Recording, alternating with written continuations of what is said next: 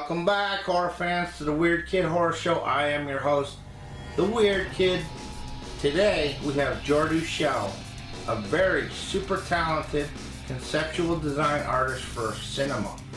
He's worked on many of the films that you've already seen: Avatar, Men in Black, just to name a few. From what I've been told, Jordu is a hard person to nail down for interviews, so I'm so super grateful that he gave the Weird Kid Show a slice of his very busy schedule to do this interview. I hope you enjoy it, and I'll check back with you after the interview. Thank you, Jordu Schell, for giving the Weird Kid Show some of your time here for this interview. First of all, big fan. Always appreciated your work. I know you're a busy man, so I'm going to cut to the chase. First of all, I'm going to start with not the big titles. I'm going to go for some of my favorites. You happen to worked on a franchise that I hold dear to my heart, Bride of ReAnimator. Yeah. I worked on the second one. Yes. Now all those creatures and stuff that were, do you play a big part on the design on most of those? Well, I mean, I got fairly lucky. That was like my very first film. And I basically was just hired to sculpt and kind of help design stuff. So I did a lot of maquettes, and I did a lot of general sculpting work for the film. But it was kind of it was a very low budget show, and it wasn't really it was not a very conspicuous beginning or auspicious beginning to my career, I guess. But it was what got me in the door. So, what were you doing at 7 years old? At 7? Yeah, I mean, like you had Play-Doh or something. Like where? I mean, I didn't really do Play-Doh.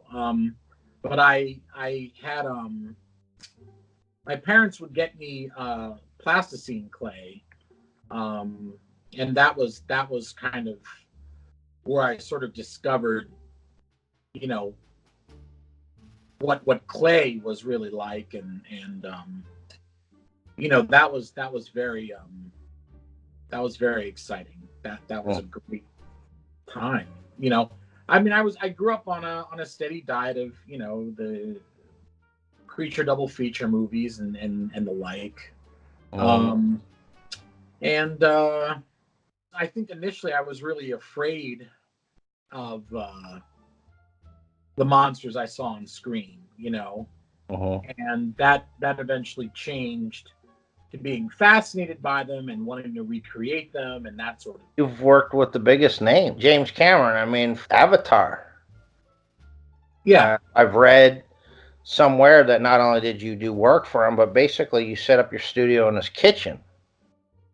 Well, I mean, it's not that I set up my studio there. It's that's where we started the work, and it was all sketching at first. And I really was not interested in sketching. I wanted to sculpt and, really show what was possible in 3 dimensions. And Jim really didn't want that at all. He wanted drawings first, and so initially, I left, and I said, look, man, I can't, I'm hampered by what you're letting me do. And but he then called me a couple months later and said, yeah, I want to see some sculpture work. And I thought, okay, here we go. So I started actually doing that, and I had a much more successful time when I went back. So, and I worked in it for 2 years, and it was fun. So then again, we got Alien Resurrection.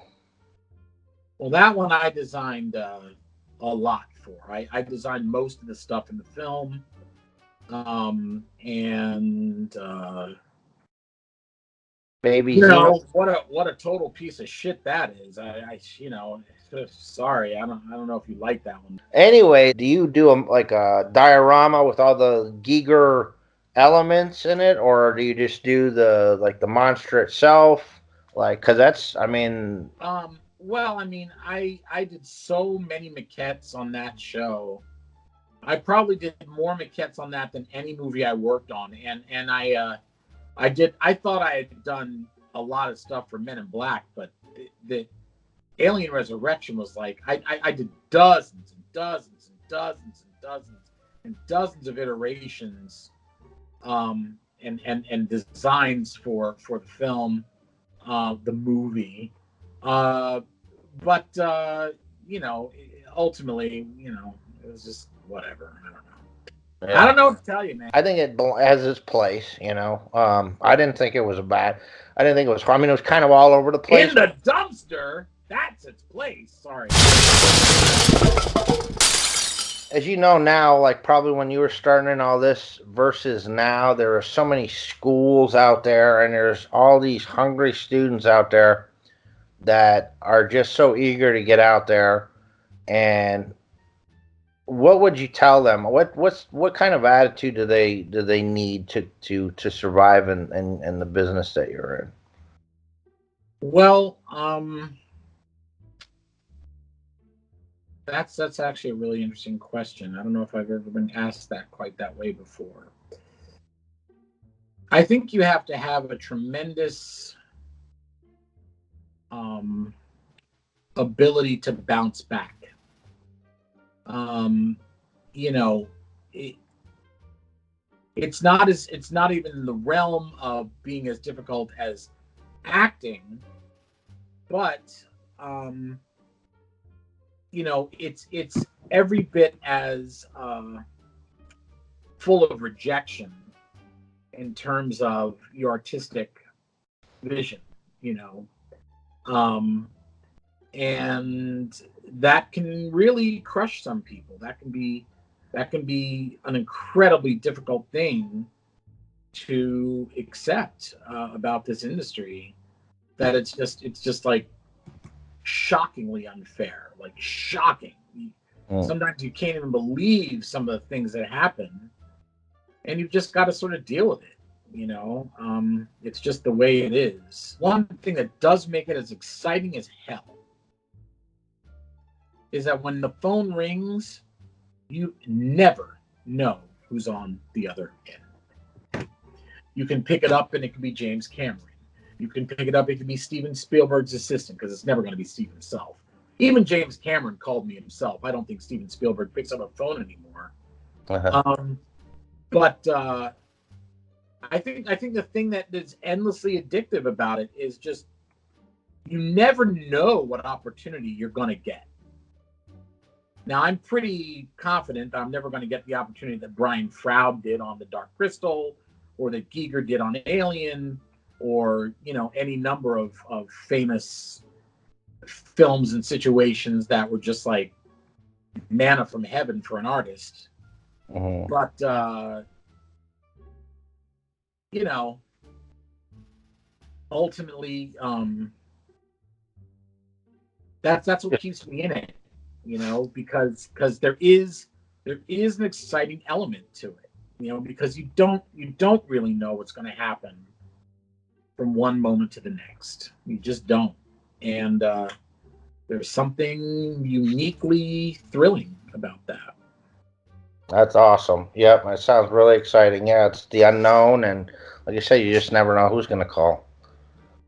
That's exciting.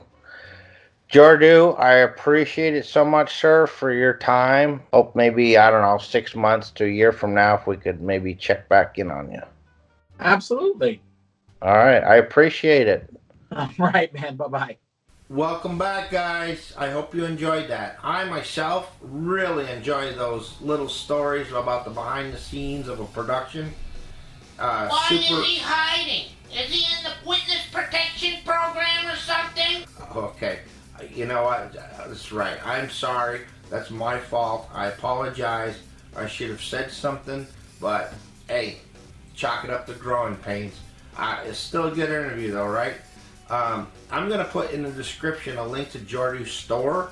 You need to go check it out because he has an awesome store. You too could put in your collection a piece of Jordu art. Please Remember to like and subscribe. We've got a ton more coming. Hit the bell. It's going to let you know when I'm going to release another video. I appreciate you. I'm probably not going to see you before Halloween, so happy Halloween. Thank you, and I'll see you next time.